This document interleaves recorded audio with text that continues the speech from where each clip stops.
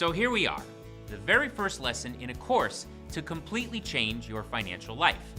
Between the videos and the other resources, you have everything you need. Now, I don't care how much you know. I don't care how much you don't know. I don't care how much money you have or how much money you don't have. We are going to cover everything. It doesn't matter how old you are, if you are married, have kids, or divorced. This could be your 15th personal finance course or your first. We're going to cover everything, and we're going to do it by starting with the basics. In teaching personal finance for over 8 years, I have found that people often get into the most trouble because they ignore the basics. I've also found that the basics really don't change. It doesn't matter who is in office or who wins the Super Bowl. It doesn't even really matter how the economy is doing. Let's start basic. By the end of this lesson, you should be able to know the definition of personal finance, understand the simple confusion people make about personal finance. I cannot think of a better way to start a course on personal finance than with a definition about personal finance. Well, actually, that's a lie. I mean, it would be cooler if we had like a car chase and some explosions, and then I come out of the smoke, and then Natalie Portman is there, and she says, "Peter, I read your book, and I love it. Do you want to go for coffee and talk about it? And by the way, Peter, I'll pay for the coffee." But there's no budget for that. There is no budget. So let's start with a definition. Personal means relating to you. Finance means to pay for. So put them together. Personal finance is about paying for your personal life.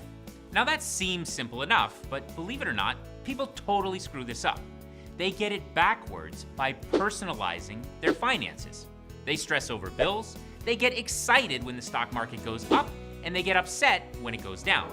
They say, "Oh, I wish I had bought Microsoft or Apple or whatever."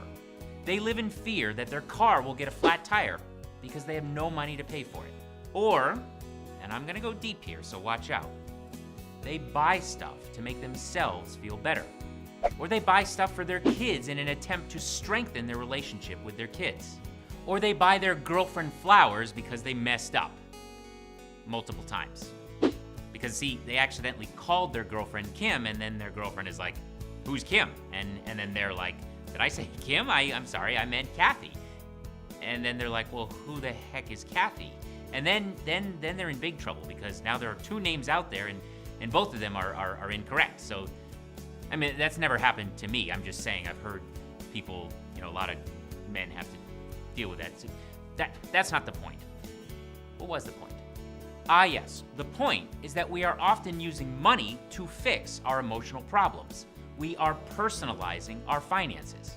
The whole point of this course is to set those two words, personal and finance, straight. We don't live to manage our money better.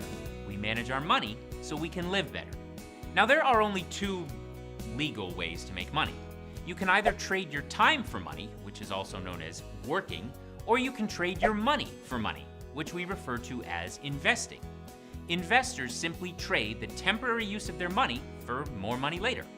Another way to say this is that investors seek a return on their money. A return is the annual percentage that investors expect to get back on the money they invested. So imagine if you invest $1,000 in an investment that has a 10% annual return. Well, that means that for every year you trade that money to someone else, they will pay you 10% of that investment. In this case, 10% of 1,000 is $100. That's all investors do. They trade the use of their money to someone else in exchange for a return. Now, most people do not start off with enough money in their lives to jump right into investing. Most of us have to work. But as we get more money from work, we can take at least some of that money and invest it. As our investments grow, more and more of our income will come from those investments, so we will either be able to work less or have more. The entire goal is that one day your investments will pay you enough money so you don't have to work anymore. We refer to this wonderful day as retirement. When you are more than halfway there, well, some people call that semi-retirement. And for those who work hard, save a lot, and invest wisely, and watch their spending, well, they get to enjoy early retirement. So everything that you will learn in this course, From setting up a fund to pay for emergencies, to checking your credit report, to buying insurance, to protecting yourself against identity theft, to investing in the stock market. Everything you will learn in this course is wrapped around one goal: to help you finance your personal life, and to do it in a way that one day your investments will pay for all of your needs and most of your wants. That's it. The sooner you start focusing on your personal finances, well, the sooner that day will come. Unfortunately, though, most people never bother to learn anything about personal finance. They live their entire life personalizing their finances. They worry about bills. They have to work a crappy job. No, I mean a really crappy job. Yeah. They get beaten up with late fees and overdraft fees. They borrow money to pay for financial emergencies. They take quick, expensive pleasures in material things that don't last very long. And that special retirement day, well, that never happens. They die before they get there. I don't want that to happen to you. At first, it is not going to be easy. It does take some work on your part, and most of that work is in the initial setup. But once you set everything up, once you create systems, there's actually little work for you to do day to day. And don't worry, I will be there every step of the way. All right, a quick review. Personal finance is about financing or paying for your personal life. It is not about personalizing your finances. We manage our money to live better. We do not live to manage our money better. There are only two ways to get money, legally. Trade your time for money, aka working, or trade your money for money, aka investing. We strive for that ideal personal life, which is when you don't have to work. I mean, you can if you want to, but ideally your personal life is 100% yours. Our investments are paying for all of our needs and most of our wants. The way that we get there is by putting some of our money into our investments to have them work for us. Investors then trade the use of their money in hopes of getting a return.